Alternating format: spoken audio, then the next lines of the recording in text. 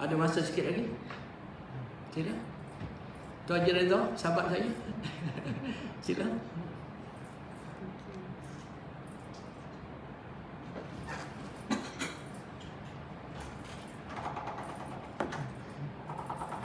Mas Raina tak datang. Betul Ustaz.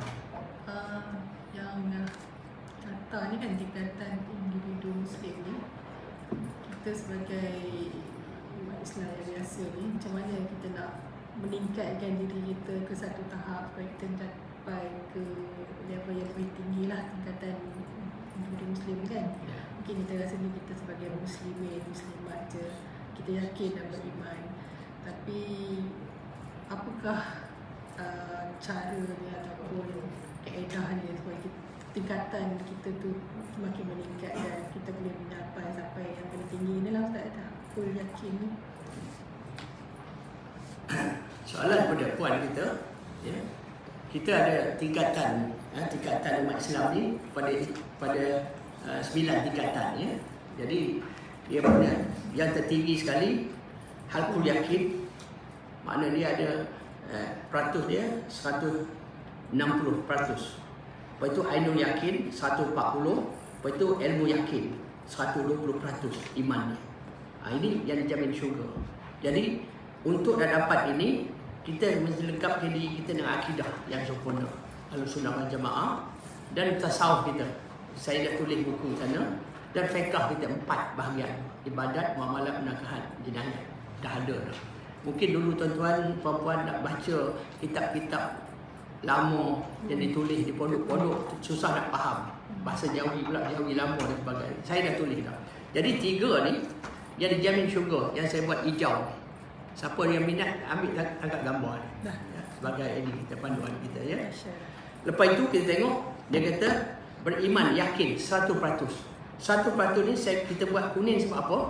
Kita buat kuning sebab dia 50-50. Itu kalau mati dalam su'uh timah, dia masa itu dalam beriman 100 ke atas dia beriman. Kalau bawah masa itu dia kurang iman, mana dia tak masuk dalam orang yang beriman yakin, ya.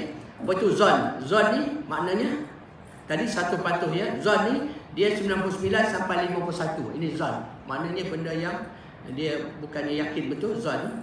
Lepas tu syak 50-50. Ya. Lepas itu waham ni 49-20. Jahil 19 sampai kosong. Jahil berakab ni bodoh sombong. Kosong sampai minus 20 atau lebih. Ini bodoh sombong ni makna kalau kita tegur dia melenting, dia marah. Sedangkan kita tegur untuk hak kita. Jadi status umat Islam ni yang kata yang tingkatan pertama tadi muhsinin muhsinat. Ya. Mukminin mukminat sebenar. Lepas itu mukminin mukminat. Muslimin muslimat. Lepas itu yang bawah dalam keraguan, keadaan syak, penuh keraguan dan was-was, tidak berpengetahuan, tidak mengetahui, tidak tahu dan tidak mengetahui. Ini bodoh sombong. Ini dia tuan-tuan tingkatannya. Jadi tak ada pilihan kita. Itu sebab dia kata tolabul ilmi faridatun ala kulli muslim. Menuntut ilmu itu wajib. Itu yang 6 buku tu untuk kita nak selamat, ya. Itu dia. Baik, ada soalan? Adakah kita kena berguru ataupun melalui bacaan saja ataupun kena bertalaki? Okey. Yang mana yang lebih? Soalan dari perempuan, adakah kita kena berguru? Ya, kena berguru. Tetapi kita baca dulu. Sebab kitab saya tu, saya tulis tu dalam bahasa Dewan Bahasa dan Pustaka, bahasa sekarang, mudah dipaham. Cuma ada perkara-perkara tertentu kita mesti rujuk pada guru. Tapi sekurang-kurang kita dah ada itu, sekurang-kurangnya kita dah banyak dah kalau kita punya pengetahuan agama kita. Ya, cuma ada sikit-sikit lagi. Itu yang kita selalu, kalau kita nak menabur, kita jumpa orang pakar ekonomi. Kita nak tahu pasal undang-undang, kita jumpa lawyer dan sebagainya. Ya, tapi agama orang tak datang jumpa. Saya tengok kaedah orang dulu-dulu, dia apa nak buat pun dia jumpa ulama, tuan-tuan. Almarhum Tengku Abdul Rahman, dia nak siap mereka, dia jumpa siapa ni? Almarhum Dr. apa ni? Abdullah faham apa ni? Ya. Minta. Memang ada. Saya ada tuan-tuan kaedah tu macam mana masa mana sah yang dibenar ayat ini. Ya. Dan saya tengok ulama-ulama dulu banyak dikunjung oleh orang sampai dia orang nak apa-apa kerja yang besar dia jumpa. Hari ni tak ada. Sebab kita kata bodoh sombong kan. Ya. Jadi ada perkara-perkara tertentu kita kena tanya. Bila kita baca tu ada yang kita rasa kurang pasti. Yang itu kita jumpa. Ya, puan ya. Ada.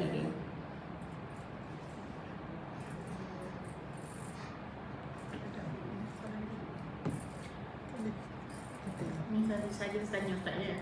Sebab kita nak berkat ilmu tu tak, dia belajar untuk buku tu dia kena betul wasman belajar betul untuk buku lah, tak buku cakap kita dengar, kita ulang dia cakap, dia mengiakan balik pemahaman kita tu.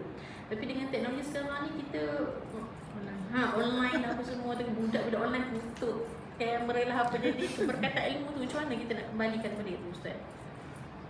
Saya minta maaf ya, yang saya kata saya melibatkan 1 juta tu belanjaan.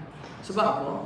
Di tak silap saya, Perpustakaan Negara kita tak ada buku-buku kitab-kitab muktabar.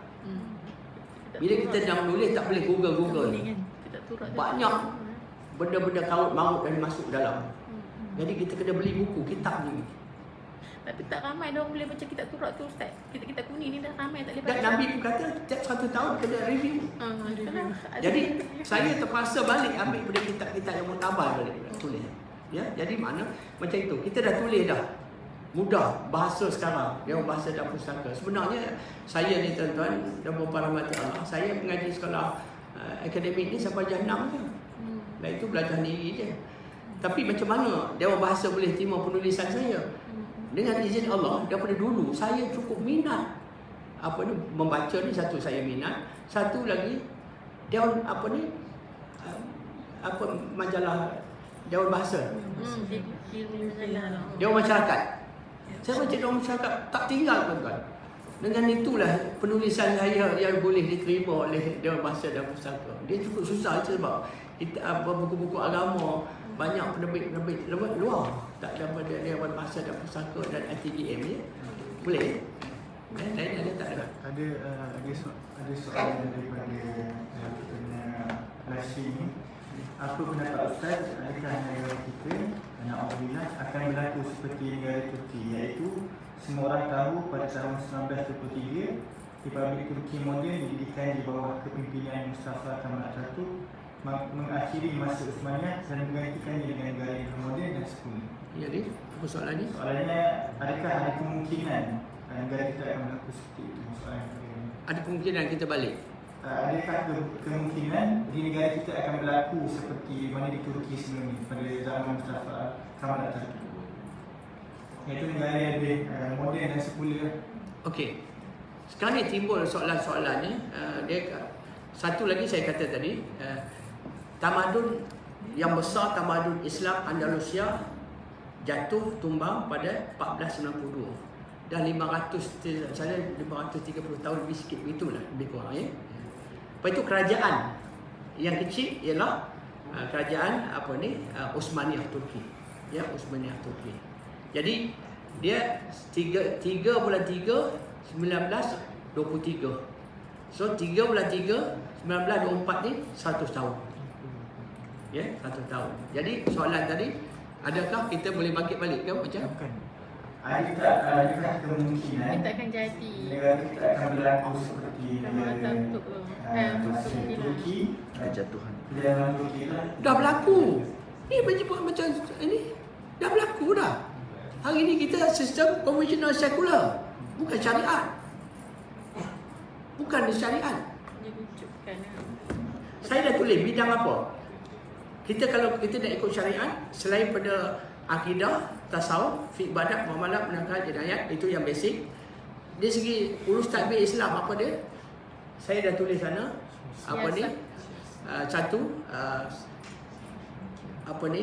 Politik perspektif Islam. Ini salah satu. Kita ikut ini. Kita ikut tak? Tak ada. Lepas itu kerjaya perspektif Islam. Hari ni tengok Yang SPRM tangkap siapa dia? Orang Melayu. Orang yang pandai-pandai. Pandai-pandai. Tak malu ke? Yang semua mahram siapa dia? Orang Melayu. Yang dadah siapa? Orang Melayu. Segala-gala. Saya special peran duduk di bidang case for fighting ini, tahu apa yang tersurat dalam negara dan luar negara. Itu sebab saya tak boleh tidur, saya boleh pencen. Tahun 2000 saya start buat kajian, dibantu oleh saya kata tadi Profesor Mania Dr. Muhammad Kamil Abdul Majid, lepas itu Mufti Perak tu almarhum Datuk Harisani Zakaria dapat membantu saya. Lepas itu Kerjaya Persekutuan Islam. Kerjaya Persekutuan Islam, tuan-tuan tahu tak? Ini saya nak ingatkan tuan-tuan ya.